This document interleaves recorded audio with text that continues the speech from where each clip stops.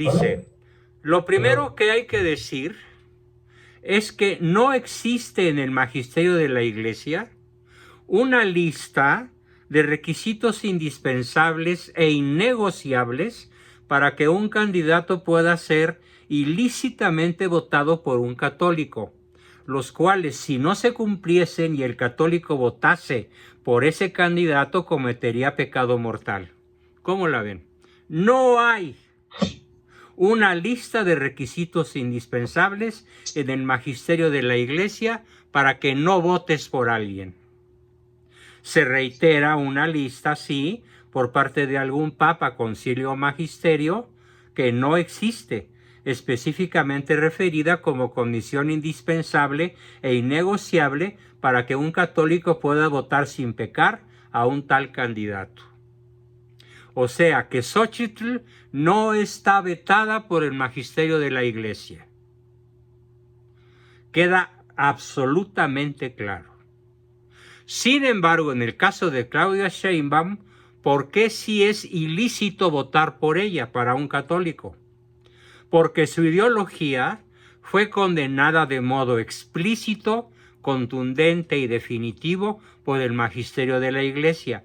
Allí sí existe una legislación que dice, y lo firma Benedicto XVI, todo ciudadano bautizado que vote por un candidato comunista queda intrínsecamente ipso facto excomulgado.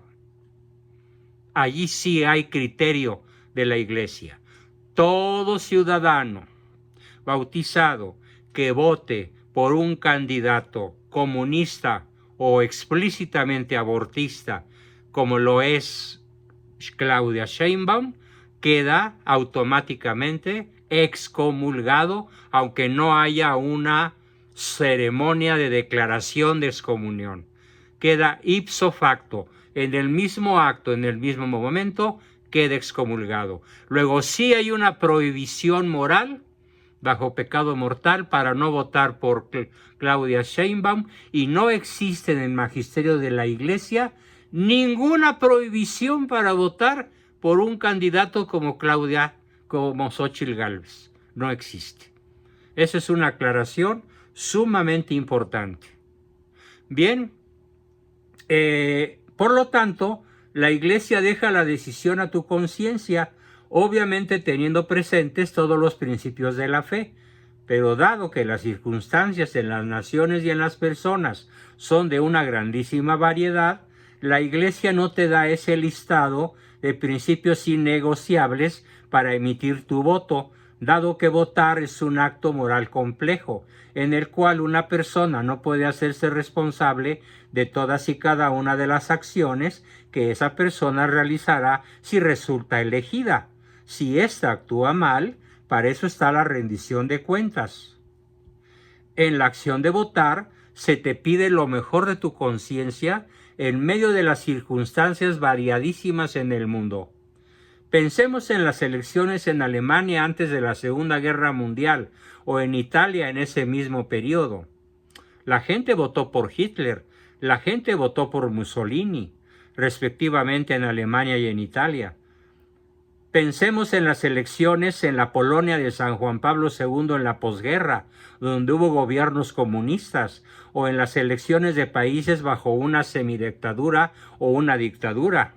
La Iglesia, que es sabia, te ilustra a través de sus principios para que puedas elegir lo mejor o lo menos peor, o el bien posible para tu nación, tu ciudad, Congreso, Parlamento, diputaciones, senadurías y presidentes de la República. Si ante el grave deber de votar nos encontramos entre la circunstancia de que ninguna de las opciones a elegir cumple con el perfil ideal de lo que debe ser y no se tienen más alternativas u opciones, entonces, ¿qué hacer? La vida a veces nos coloca en situaciones en que hagas lo que hagas, te llevará a un mal. Y en ese caso la Iglesia, en su sabiduría, nos enseña el principio de poder elegir, tolerar el mal menor, siempre y cuando no lo hagas a través de una acción intrínsecamente mala. ¿Cuál sería esa acción intrínsecamente mala? Votar por Claudia, por Xóchitl o por quien fuera, en tanto abortista, en tanto comunista o en tanto opuesta a la doctrina social católica. Tan tan. Con esto termino mi exposición y concedo 2 o 3 minutos más para cerrar la sesión con alguna pregunta sobre este último punto que acabo de explicar. ¿Quién quiere hacerlo? Adelante.